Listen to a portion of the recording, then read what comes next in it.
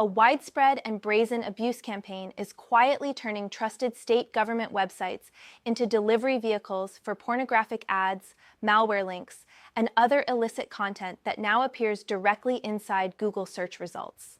This video is sponsored by Stonefly. More on that at the end of the video. At least 38 government websites across more than a dozen U.S. states have been impacted, including agencies in California, Hawaii, Indiana, Nebraska, Washington, Kansas, and others.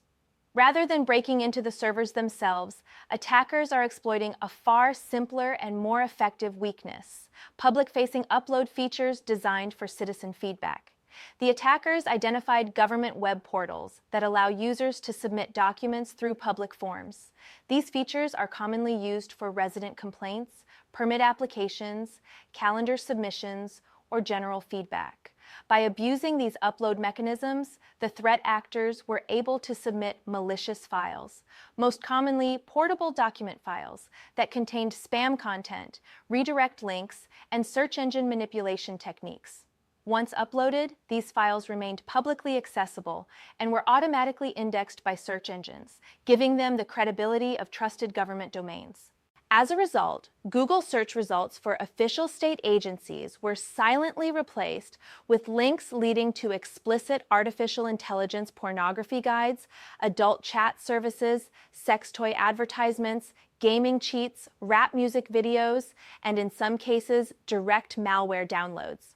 Because the content was hosted on legitimate government domains, it benefited from strong search ranking signals, making the poisoned results far more visible than typical spam campaigns. Researchers examining the incident confirmed that in most cases, the underlying government websites were not technically compromised. There was no evidence of server breaches, database access, or code tampering. Instead, attackers simply uploaded files through legitimate interfaces that lacked sufficient content validation, moderation, or rate limiting. This distinction is critical because it shows how attackers no longer need advanced exploitation techniques to abuse trusted infrastructure at scale. The campaign appears to have started in late November and continued into December, spreading rapidly across multiple states and even affecting agencies outside the United States. Some websites hosted dozens of malicious documents, each optimized to target specific search keywords related to artificial intelligence pornography tools, explicit image generation, or adult chat platforms. Others redirected users to unrelated spam, such as video game cheats or cryptocurrency promotions, some of which included malicious payloads.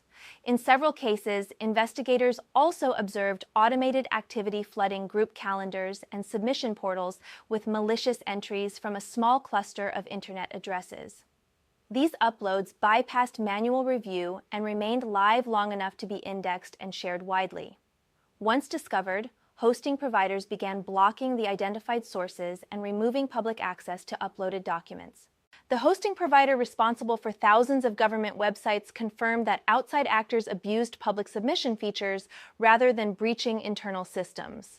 In response, emergency measures were implemented to prevent uploaded files from being publicly reachable and to reduce the likelihood of search engine indexing. While these steps help contain the immediate threat, the incident highlights a broader issue affecting public sector web infrastructure. Government websites are inherently trusted by users and search engines alike. That trust makes them extremely attractive targets for abuse, especially when simple upload mechanisms are exposed without strong validation controls. Attackers understand that manipulating content on a trusted domain can be more effective than compromising dozens of low-reputation sites. For defenders, this incident underscores the importance of treating public-facing features as high-risk attack surfaces, even when they appear harmless. File uploads, feedback forms, and calendar submissions should enforce strict file type restrictions, scanning, approval workflows, and access controls. Without these safeguards, legitimate government platforms can be turned into powerful spam and malware distribution channels, damaging public trust and exposing citizens to harmful content without a single line of code ever being hacked. And now a word from our sponsor. Get a Veeam, Rubrik, Commvault immutable and air-gapped backup and disaster recovery appliance for $11,995. Contact sales at stonefly.com for details. Subscribe for more cybersecurity news. Thank you for watching.